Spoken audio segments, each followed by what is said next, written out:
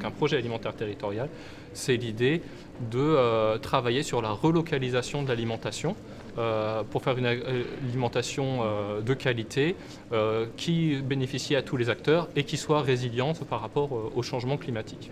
Pour ça, on a décidé de se lancer dans une démarche qui soit démocratique et de construire notre politique publique avec l'ensemble des acteurs qui sont concernés par l'alimentation, en considérant que face aux enjeux, tout seul, on n'y arrivera pas. Et que pour y arriver, il faut qu'on le fasse avec les gens.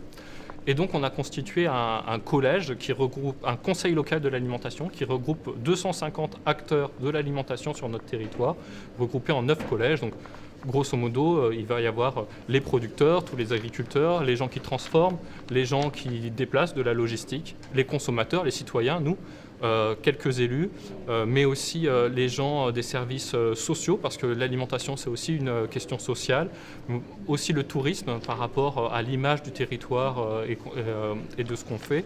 Et j'en oublie sans doute. Et donc ces 9 collèges, ils sont regroupés ensemble et ils construisent notre politique publique. Et cette politique publique, elle a été constituée en 5 grands axes. Et dans ces 5 grands axes, on va avoir des fiches actions qui disent, ben voilà, notre priorité, on décide ensemble, notre priorité, c'est ça, c'est ça, c'est ça. Et ce conseil local d'alimentation, il se regroupe tous les 2 ans et il fabrique notre politique locale. L'innovation dans le conseil local de l'alimentation, c'est vraiment de mettre en réseau tous ces acteurs et de mettre l'élu au même niveau que les autres acteurs. Et ce qui est vraiment intéressant, et on le voit, parce que c'est depuis 2019, c'est cette confiance qui commence à être créée entre tous les acteurs. C'est cette façon de travailler qui se fait naturellement. Et alors, pour être plus pratico-pratique, cette innovation, on va dire, administrative, nous a permis aussi de capter des financements.